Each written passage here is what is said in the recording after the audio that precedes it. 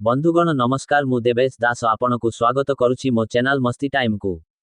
आसंतु आमे जानिबा राशिचक्र रो 11तम राशि मीन राशि रो साप्ताहिक राशिफल 30 जून रु 6 जुलाई 2025 पर्यंत किपरि रहिबो। एहा कहिबा पूर्वरु मोर अनुरोध कि टिके मो वीडियो को लाइक और चैनल को सब्सक्राइब करि दियंतु प्लीज। बंधुगण ध्यान दियंतु मीन राशि पाई जून 30 रु जुलाई 6 पर्यंत सप्ताह मिश्रित हेबाकु जाउछि। एही समय रे आपनकु आभ्यंतरीण विकास संपर्क रे घनिष्ठता एवं आर्थिक सतर्कता उपरे ध्यान देबाकु पड़िबो। आसंतु जानिबा आपनकर कैरियर एवं व्यवसाय किपरि रहिबो एही सप्ताह रे। एहा आपनक कैरियर पाई एक गुरुत्वपूर्ण सप्ताह हेबो। आपनकु अनेक सफलता एवं खुशी मिलिबो। हठात अटकी रहिथिबा अर्थ मिली पारे किंबा कैरियर रे कोनोसी बड़ ऑफर मिली पारे। आपनकर आत्मविश्वास एवं धैर्य आपनकर मार्गदर्शक प्रमाणित हेबो। व्यवसाय रे संप्रसारण पाई नूतन ग्राहक किंबा निवेशकंक सहित जोगाजोग कराजिबो। चिकित्सा आध्यात्मिक शिक्षा किंबा जत्न संबंधी क्षेत्र सहित जड़ित लोकंकु भल लाभ मिलिबो। आयर नूतन उत्स सृष्टि हेबो एवं अटकी रहिथिबा टंका फेरी आसी पारे। संध्यारे व्यवसाय को आगकु बढ़ाइबा पाई कोनोसी बड़ बैठक किंबा डील होई पारे। तेबे जुलाई मध्यभागरु बुध तिर्यारित होइजिबो जहा भूल बुझामणा किंबा निष्पत्ति नेबारे विलंब घटाई पारे। एही समय रे नूतन चुक्तिनामा स्वाक्षर करिबा किंबा नूतन प्रकल्प आरंभ करिबा ठारु दूरेई रुहंतु एवं निज रणनीतिर समीक्षा करंतु। आसंतु जानिबा आपनकर प्रेम एवं संपर्क किपरि रहिबो एही सप्ताह रे। प्रेम जीवन रे भावनात्मक संपर्क को गभीर करिबा उपरे ध्यान दियंतु।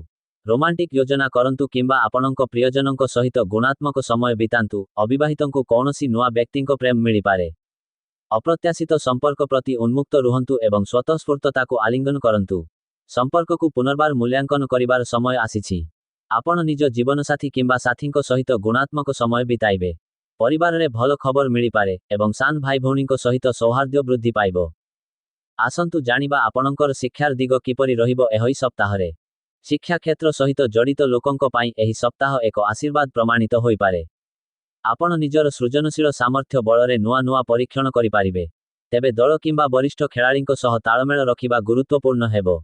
बुधर प्रतिसरण आपनक एकाग्रता को प्रभावित करिपारे। अत्यधिक चिंताधारा आपनक विचलित करिपारे।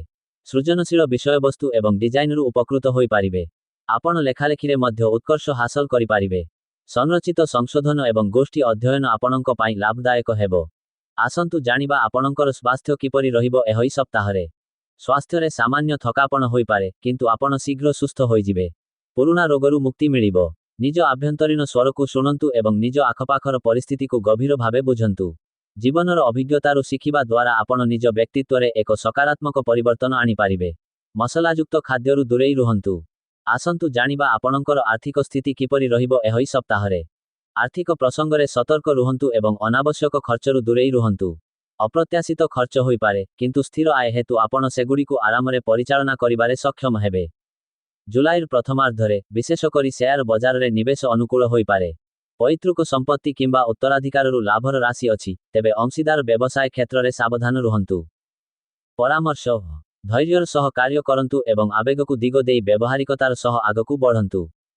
जदि कौनसी लक्षण देखा दिए तुरंत डाक्तरंक परामर्श नियंतु। सूर्यंकु पानी अर्पण करंतु एवं अभावी पिलामानंकु पुस्तक किंबा कलम दान करंतु। ओम शाम शनिश्चराय नमः मंत्र को 11 थर जप करंतु। मोटामोटी भावे मीन राशि पाई एही सप्ताह उभय संतुलन एवं सफलता आनिबो जदि आपण निज आवेग को नियंत्रण करिवे एवं एक व्यवहारिक आभिमुख्य ग्रहण करिवे। धन्यवाद।